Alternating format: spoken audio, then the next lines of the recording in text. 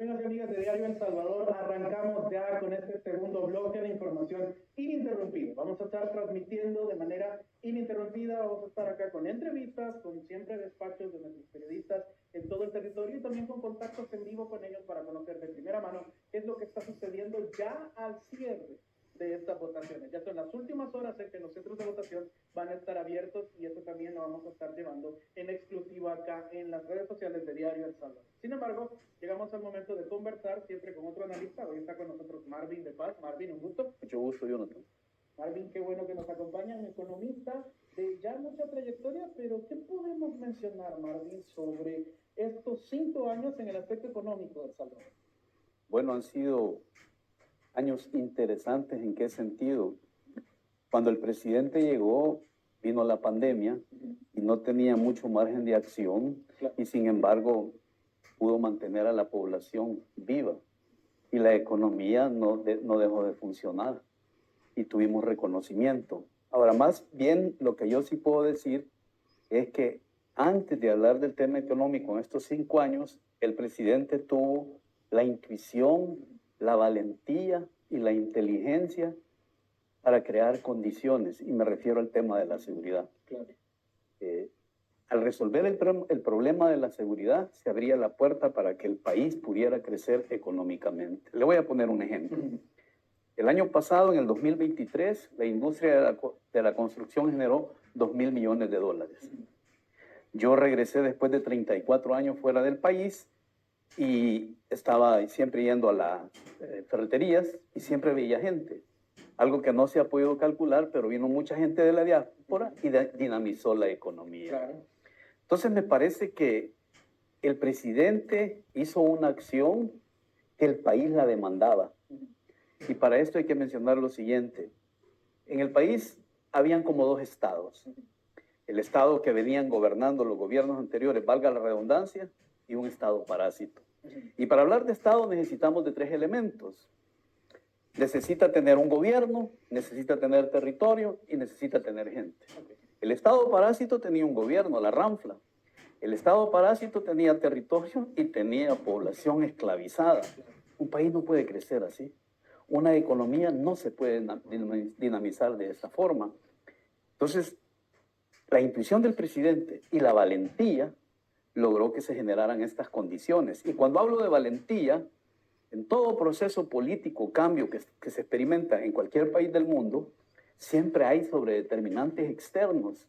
Y uno de los primeros que enfrentaba el presidente eran las organizaciones internacionales, las presiones. No tuvo miedo. Él estaba pensando en función del pueblo y no en función de la forma en que se trabajaba antes con los gobiernos pasados. Era necesario toda esta, vamos a llamarlo así, este reordenamiento, esta revolución interna a nivel de país, de pronto medidas como cambiar magistrados de salario constitucional o magistrados, prácticamente es como el crecimiento económico para manifestarse necesitaba acuerparse en la seguridad, era la base primordial para que el Salvador pudiera experimentar o pueda experimentar un crecimiento económico. Sí.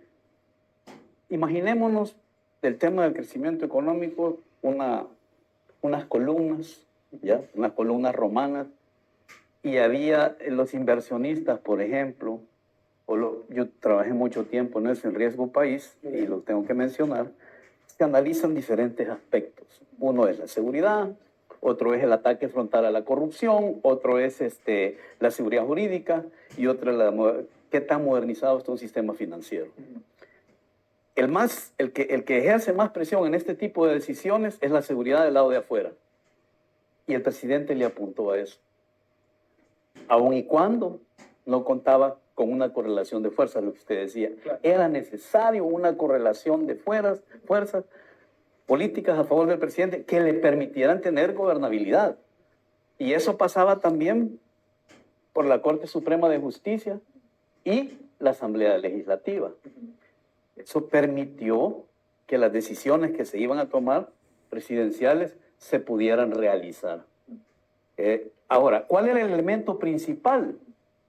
Bueno, el régimen de excepción.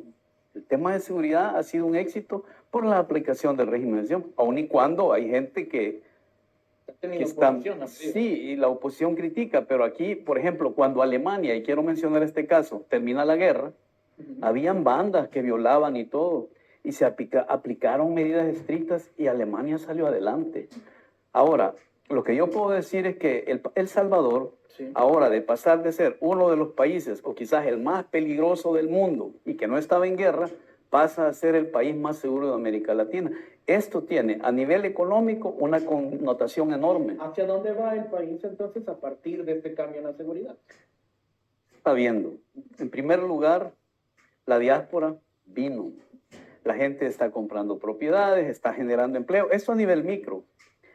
A nivel macro se están viendo edificios en todo San Salvador. De aquí los puedo ver, qué lindo el paisaje, por cierto, que tiene. Claro. Y se está viendo. Bueno, yo he estado en varios lugares turísticos y veo a la gente. Y hablando de turismo, el turismo este año creció 12%. Hay que decir también que el problema de las maras representaba un costo de oportunidad enorme para el país. Hay estudios de las Naciones Unidas en donde se menciona que el costo de oportunidad era tan grande que no permitía que el país creciera. Y esto se puede explicar de la siguiente manera. ¿Qué es costo de oportunidad? Si usted vende tomates y su vecino vende pepinos, pero el que vende pepinos gana $1 más que usted. Ese dólar que gana el que vende pepinos es su costo. Porque podría ganar ese dinero, pero representa un costo. ¿Cuál era el costo de oportunidad del país? Falta de inversión extranjera. Nadie va a venir aquí al país. Seguro nadie va a invertir. Sí, no van a arriesgar la vida de ejecutivos. Las mismas maras, una estructura de 100,000, 75,000 personas que pudiesen haber estado ejerciendo una labor productiva. Y era todo lo contrario. ¿Cuánto pagaban las empresas de renta? ¿Cuánto le costaba al país? ¿Cuánto representaba el Producto Interno Bruto el problema de las maras? El 12%. Veníamos de 30 años de hacer lo mismo como país, o de tener gobiernos incapaces, y el presidente le apuntó. Ahora, volvamos a esas columnas, volvamos a la parte del techo de la columna, volviendo a su pregunta inicial. Es necesario que el país dé los pasos para mantener la seguridad, un ataque frontal a la corrupción, hacer mejoras en el sistema financiero, la seguridad jurídica tenemos, y una implementación a través de sistemas informáticos nuevos con Google. Todo eso son elementos positivos que la oposición no mira. Le voy a recordar una frase de Dante Alighieri que dice: cuando el deseo va más allá de la razón, el ser humano se equivoca. El deseo de la oposición era de destruir todo lo que planteaba el presidente. El deseo de la oposición era criticar. El deseo de la oposición era arruinar el trabajo que se estaba haciendo. Y como no razonaron, porque su deseo va más grande que la razón, fracasaron. Ahora, usted tiene mucho contacto como profesional que ha trabajado con muchas naciones en Europa, Sí. Asia. ¿Qué se percibe ahora, Carlos? Las personas que usted conoce, ¿qué le dicen? ¿Qué le mencionan ahora de los últimos años en el país? Muchas gracias por esa pregunta. Fíjese que tengo contacto con rusos, alemanes, suizos, porque trabajé en todos estos países sin querer ganar importancia. Y como hay guerra en Europa, están pensando venirse. Ya en marzo viene una gente ya a ver qué compran. O sea, lo que la oposición critica del régimen de excepción, no miran más allá. Pareciera ser que nunca salieron de su esquina. Pero lo que el presidente está haciendo tiene connotación grande a nivel internacional, no digamos a nivel latinoamericano. En cualquier aeropuerto que usted esté, la gente le dice: queremos un presidente como Bukele. Esa es la realidad. Claro. Hay una frase en alemán que significa Realität los, es fuera de la realidad. Y me parece que la oposición ha estado fuera de la realidad todo este tiempo. No han tenido programas, una pésima comunicación política o cero. Hay que recordar cómo lo hizo el presidente. Es bueno mencionarlo en Nuevo Cuscatlán, perdón. Él conectaba con la gente, pero no conectaba solamente por su carisma, porque conectaba porque le estaba respondiendo a la gente, porque podía percibir las necesidades a través de su intuición de la gente, cosa que no ha hecho la oposición. Y ahora vamos a tener unos resultados increíbles. Yo he recibido mensajes, llamadas de varias partes del mundo, la gente está votando fuera del país y es una fiesta. Y tenemos que continuar este proceso. Ahora, en cuanto a ese aspecto, no, al de continuar el proceso, al de llevarlo, consolidarlo, rectificarlo, ¿Qué necesita entonces El Salvador para seguir creciendo y para que este crecimiento económico se vea plasmado en la realidad todavía más? Bueno, uno, mantener la seguridad. Y si la seguridad del país pasa por mantener el régimen de excepción, hay que continuarlo. No hay una salida. Lo otro, el ataque frontal a la corrupción. Se va a crear una cárcel para eso. Porque los inversionistas no quieren llegar a un país, las empresas, con estados corruptos. Eso ahuyenta la corrupción. El otro tema es la seguridad jurídica. Sí la tenemos. Se acusa al presidente o al gobierno de dictadura.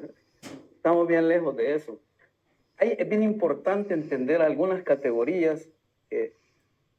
El Salvador es un caso específico. Me gustaría tener una categoría, la formación económica social, la FES llaman los sociólogos.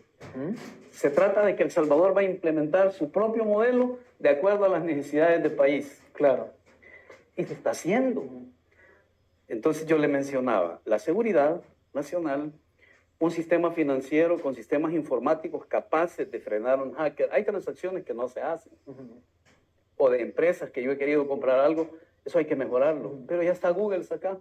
Yo creo que hay que entender también, y hay que decirlo, el presidente se hizo político, pero es empresario. Claro. Y los empresarios pensamos como empresarios. Y son creativos y quieren dinamizar su empresa. ¿Y qué ha hecho él? Dinamizar el país. Se le critica por lo de Miss Universo. Usted como periodista sabe, maneja temas de redes, que si lanzáramos una campaña mundial en redes sociales costaría millones. Claro. Sin embargo, lo hicieron de una manera inteligente. El concurso de Miss Universo. Podría considerarse entonces más que un gasto, es una inversión. Es una inversión para el turismo. Y hay que decir otra cosa, alguien se preguntaría, ¿y por qué llegó el presidente ahí? Fácil. En términos de mercadeo, el nombre Bukele sale adelante que el nombre de El Salvador. Se pegó la marca. La marca Bukele con la marca El Salvador. Y la gente se interesa más. Resultado de eso, usted ve en diferentes lugares en Guayúa, yo ando por esos lados. Ahí andan europeos caminando solos con mochila. O sea, se están creando las condiciones para que en el tiempo se dé un crecimiento económico sostenido. Hay que recordar que para que el PIB, el Producto Interno Bruto, crezca a un punto necesitamos inversiones de 600 a 700 millones. Se puede lograr. Tenemos una industria turística que estaba dormida, pero se ha levantado. El trabajo de la ministra ha sido excelente. Todos esos elementos suman. Hay que mencionar también el turismo como uno de estos pilares de la economía salvadoreña Claro, actual, ¿no? Sí.